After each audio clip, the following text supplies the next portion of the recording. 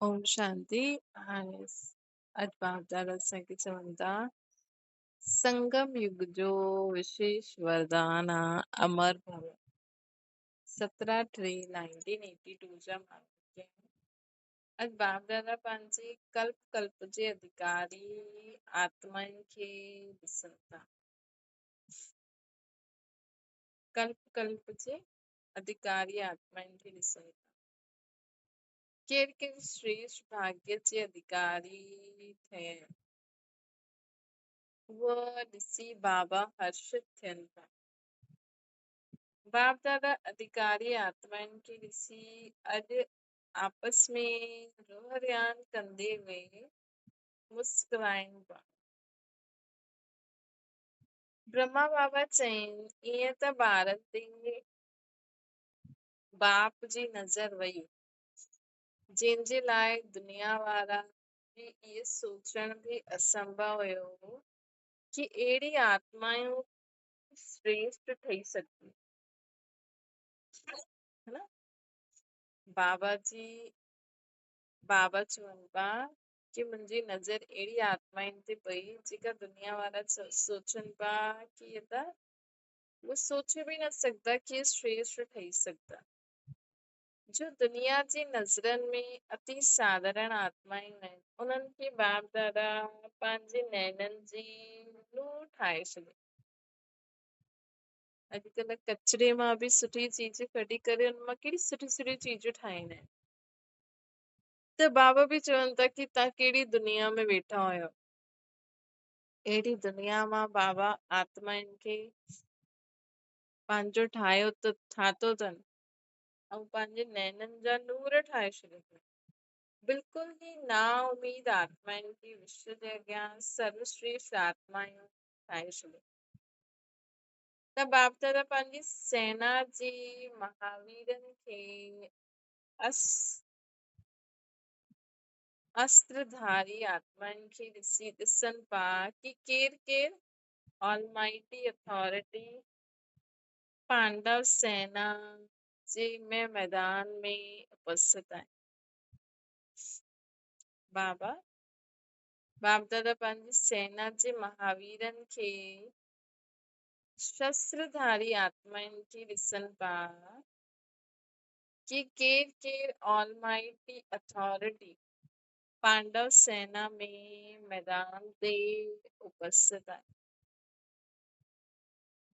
छा ॾिठो हूंदो बाबा छा ॾिठो हूंदो केतिरी वंडरफुल सेना आहे दुनिया जे हिसाब सां अनपढ़ ॾेखारे में ॾियनि था लेकिन पांडव सेना में टाइटल मिलियो आहे नॉलेजफुल सभई नॉलेजफुल आहियो न शरीर सां हलणो आहे घणो बि मुश्किल आहे लेकिन पांडव सेना जे हिसाब सां सेकेंड में परम धाम ताईं पहुची वञी सघंदा आहियो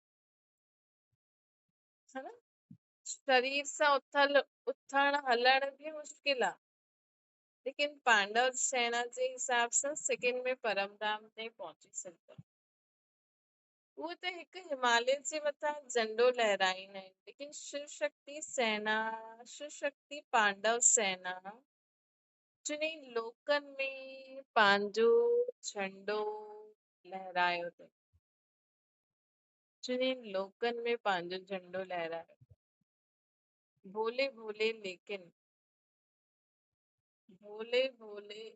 भूले भाले लेकिन अहिड़ा चिदर सुजान आहिनि जो विचित्र बाप खे बि पंहिंजो ठाहे छॾियो त अहिड़ी सेना खे ॾिसी बाप दादा बि मुस्कुराईंदा आहिनि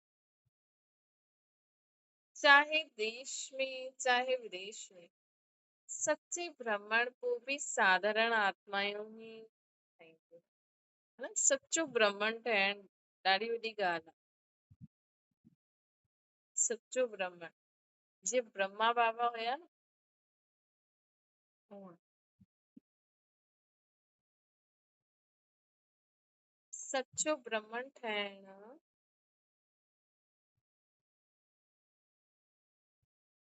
बाबा चवनि था कि बाप दादा मुस्कुराए था। चाहे देश चाहे विदेश में सच्चो भ्रमण वो भी साधारण आत्मा ही ठहींदियूं। जो वर्तमान समय जा वीआईपीस घायल आहिनि न उन्हनि जी नज़र में आहिनि, लेकिन बाप जी नज़रनि में केरु आहे? बाप जी नज़रनि में केरु आहे? उहो नामी ग्रामी कलयुगी आत्माउनि द्वारा स्वार्थ जे कारण गायन आहे। उन्हनि जो गायन आहे, उन्हनि खे मञदा आहिनि। उन्हनि जी अल्पकाल जी कलयुगी ज़माने जी महिमा, हाणे हाणे महिमा, हाणे हाणे न। लेकिन तव्हां संगम युगी पांडव सेना जे पांडव शक्तियुनि जी महिमा सॼो कल्प ई कायम रहंदी आहे। पूरो कल्प कायम। हाणे बि ॾिसो पंहिंजा जड़ चित्रनि जी माण्हू महिमा था करनि, हाणे बि है न। हाणे हाणे तव्हां सोचो कि तव्हां संगम युगी पांडव शक्ति सेना, पांडव शक्तियुनि जी, पांडव सेना सां गॾु गॾु पांडव शक्तियुनि जी महिमा सॼो कल्प ई कायम रहंदी आहे। छो जी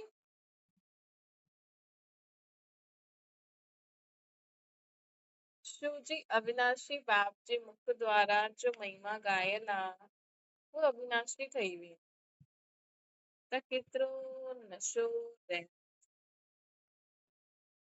बाबा कुझु कॾहिं कॾहिं चईंदा आहिनि 21 जन्मनि जो वरसो।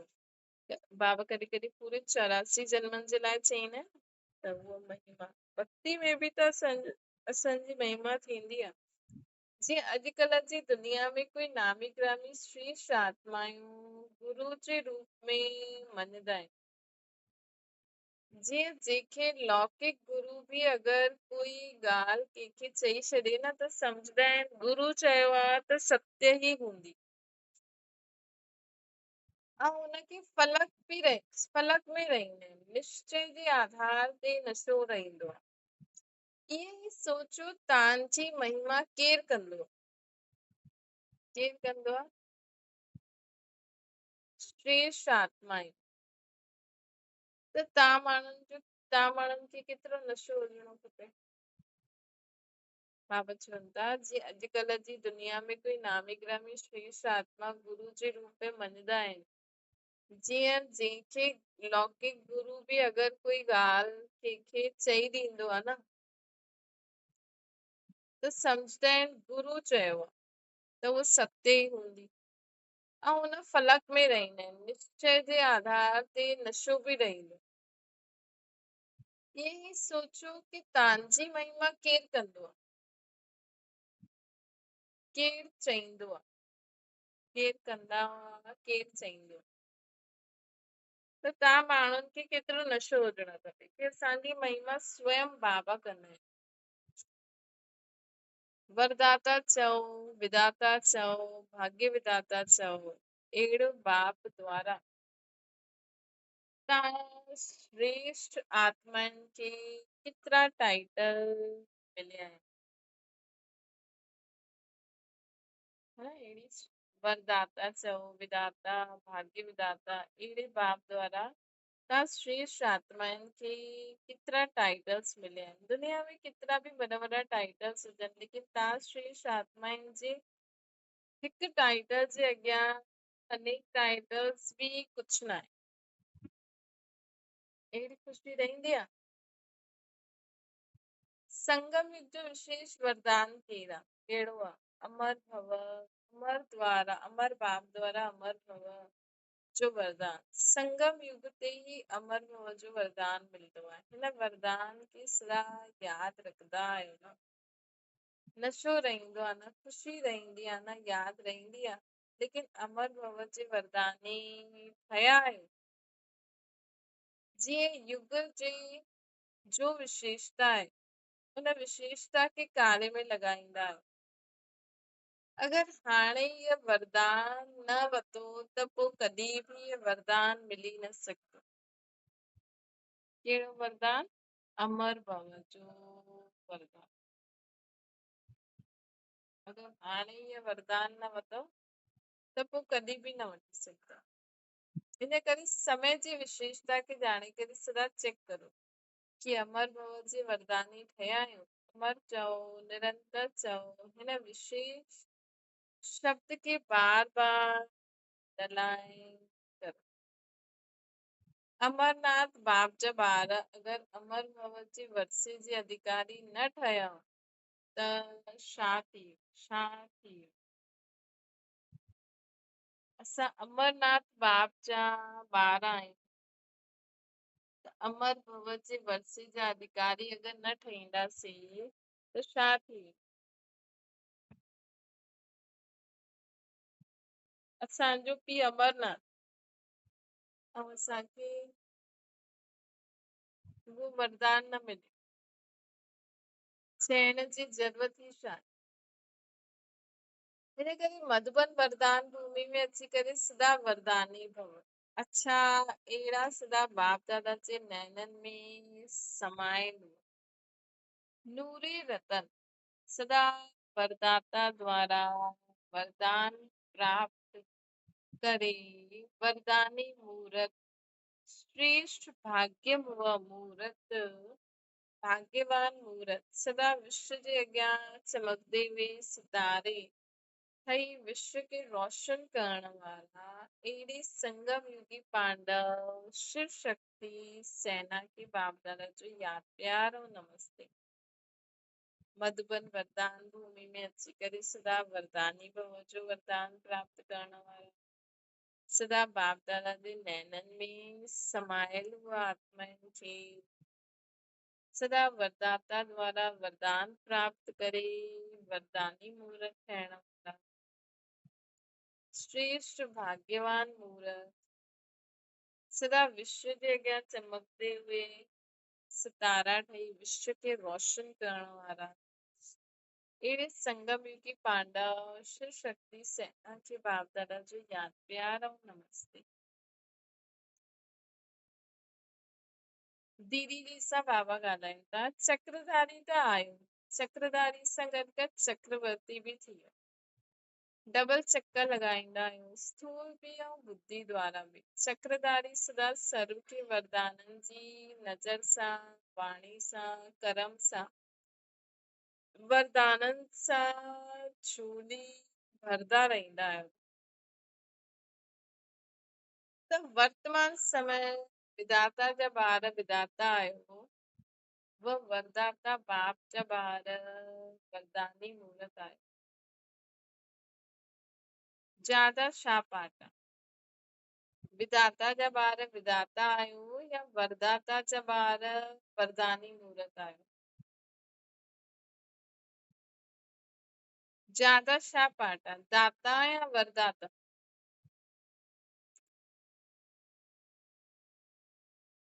ॾियण वारा आहियो त डायरेक्ट वरदान ॾींदा आहियो महारानी या वरदान ॿई ही पाठ हलंदा आहिनि या ॿिन्हिनि में बि विशेष हिकु पाठ हलंदो आहे लास्ट पाठ कहिड़ो आहे विधाता या वरदानी वरदान वठण त सहज आहे न लेकिन ॾियण वारनि खे एतिरो प्राप्ति स्वरूप जे स्टेज ते स्थित रहणो पए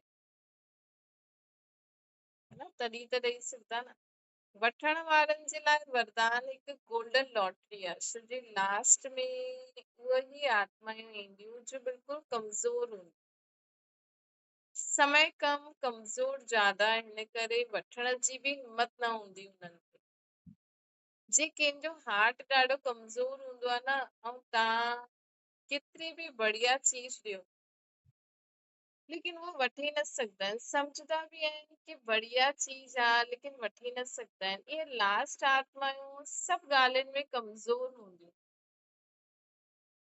हिन करे वरदान जो पाठ ज्यादा हलंदो जो स्वयं जे प्रति संपन्न थी चुकियूं आहिनि अहिड़ी संपन्न आत्मायूं ई वरदानी थी सघे संपन्न ठहण इहा वरदानी स्टेज आहे न संपन्न ठहण इहा वरदानी स्टेज आहे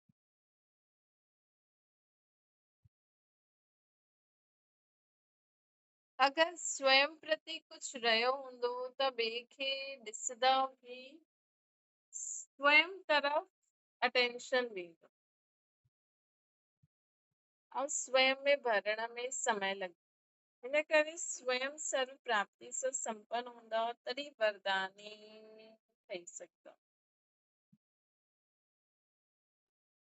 अच्छा, पार्टियुनि सां बाबा ॻाल्हाइनि था। सचे ब्राह्मणनि जी तकदीर जी लंबी लकीर 21 जन्मनि जे लाइ। केतिरा भाग्यवान आहियो जो भॻवान सां गॾु पिकनिक था करो। ये कॾहिं सोचियो हुयो? अहिड़ो ॾींहुं बि ईंदो जो असां साकार रूप में भॻवान सां गॾु खाईंदासीं, खेॾंदासीं, हंसदासीं। स्वप्न में भी न हूंदो, लेकिन एतिरो श्रेष्ठ भाग्य आहे। सोचो कि जे माण्हू जे भॻवान जे लाइ दुनिया एॾो भटके थी, एॾो महिनत थी करे, हुनजी पहचान असांखे आहे। असां हुननि सां गॾु उथंदा आहियूं, वेहींदा आहियूं, खाईंदा आहियूं, पीअंदा आहियूं। कॾहिं बाबा खे चयो था, जीअं हाणे हनुमान जयंती आई, कि बाबा अॼु तव्हांखे आहे न हिन रूप में माण्हू यादि था कनि। बाबा त चईंदा तव्हांजी महावीरता जो ई पूजन था करनि।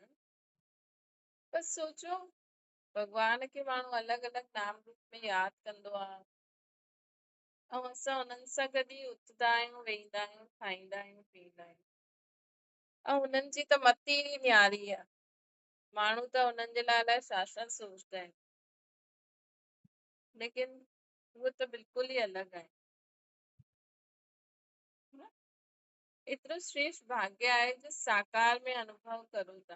केतिरा श्रेष्ठ तकदीर जी लकीर आहे जो सर्व प्राप्ति संपन्न आहियो। वैसे जॾहिं कंहिंखे तकदीर ॾेखारींदा आहियो त चईंदा आहिनि हिननि वटि प्रभु आहे, पुत्र आहे, धन आहे, आयु आहे, लेकिन नंढी नंढी आयु आहे, कुझु थींदो कुझु न। लेकिन तव्हांजी तकदीर जी लकीर केतिरी लंबी आहे। 21 जन्म ताईं सर्व प्राप्ति जी तकदीर जी लकीर आहे। 21 जन्म त गारंटी आहे, बाद में भी एतिरो दुख न हूंदो। सॼे कल्प जो कोनो हिस्सो त तव्हांखे सुख ई मिलंदो। हिन लास्ट जन्म में भी अति दुखी जी लिस्ट में न आयो न, त सोचो पूरा 84 जन्म त केतिरा श्रेष्ठ तकदीरवान आत्मायूं असां आहियूं। हिन श्रेष्ठ तकदीर खे ॾिसी बाप दादा हर्षित थी ॿी पार्टी सां ॻाल्हाइनि था। बाबा प्यार जे सागर सां प्यार पाइण जी विधि आहे न्यारो ठहो। कई ॿारनि जी कंप्लेन आहे, याद में त रहंदा आहिनि, लेकिन बाबा जो प्यार न मिलंदो। अगर प्यार न मिलंदो आहे त ज़रूर प्यार पाइण जी विधि घटि आहे। प्यार जो सागर, प्यार जो सागर बाप हुन सां योग लॻाइण वारे प्यार सां वंचित रहिजी वञे, इहे त थी न सघंदो आहे। लेकिन प्यार पाइण जो साधन छा आहे? हिन दुनिया में रहंदे हुए न्यारो रहो, मतलब कंहिंसां ममत्व न हुजिणो। जेसिताईं देह व देह जे संबंधनि सां न्यारो न ठहींदा तेसिताईं प्यार न मिली सघंदो। हिन करे चयो बि लगाव न हुजे। लगाव हूंदो त हिकु सर्व संबंधी बाप सां हुजणो खपे, हिकु बाप ॿियो न कोई। भले आहिनि लेकिन लगाव हुन में हुजे। ये सिर्फ चइणो न आहे, लेकिन अनुभव करणो आहे। खाओ पीओ सुम्हो, बाप प्यारो अर्थात बाबा जो प्यारो अर्थात सर्व सां न्यारो थी करे। देहधारियुनि सां लगाव रखण सां दुख शांति प्राप्त थींदी आहे। जॾहिं सभु ॿुधी चखी वरितो त पोइ हुन ज़हर खे दुबारा कीअं खाई सघंदो आहे इंसान, है न? जॾहिं सभु दुनियादारी में सभु ॾिसी वरितो न, पोइ बि उहो ज़हर खाइण चाहींदा आहियो त पोइ बाबा बि छा करे। इन करे सदा न्यारो बाप जे प्यारे ठहो। महिनत सां छुटण जी विधि आहे मुंहिंजो पन समाप्त करो। त न्यारो कीअं थी सघंदो? सभिनि सां डिटैच, मुंहुं न रखो। महिनत, हाणे बाबा ॿी पार्टी सां ॻाल्हाइनि था कि महिनत सां छुटण जी विधि आहे मुंहिंजोपन समाप्त। बाप दादा सभी ॿारनि खे महिनत सां छुटाइण आहिनि। अधु कलाक ॾाढी महिनत कई, हाणे महिनत समाप्त। हुनजी सहज विधि ॿुधाई बाबा, हिकु शब्द यादि रखो, मुंहिंजो बाबा। मुंहिंजो बाबा चइण सां कोई बि महिनत न आहे। मुंहिंजो बाबा चओ त दुख ॾियण वारो मुंहिंजो मुंहिंजो सभु समाप्त। हाणे अनेक मुंहिंजो आहे त मुश्किल आहे, हिकु मुंहिंजो आहे त सभु सहज थी वियो। बाबा चओ हलो त सतयुग में अची वेंदो। बाबा बाबा चईंदा हलो त सतयुग में अची वेंदो। मुंहिंजो पोतरो, मुंहिंजो दोतरो, मुंहिंजो घर, मुंहिंजो बहू। हाणे ये मुंहिंजी जी लंबी लिस्ट समाप्त करो। अनेकनि खे भुलाए करे हिकु बाप खे यादि करो त महिनत सां छुटजी आराम सां ख़ुशी जे झूले में झूलंदा। सदा बाप जी यादि जे आराम में रहो। बाप जी यादि जे आराम में रहो मतलब सदा ही आराम कंदा रहो। आराम, आराम मतलब बाबा जी यादि मतलब आराम कर। अच्छा, शांति, बाबा खे यादि करो।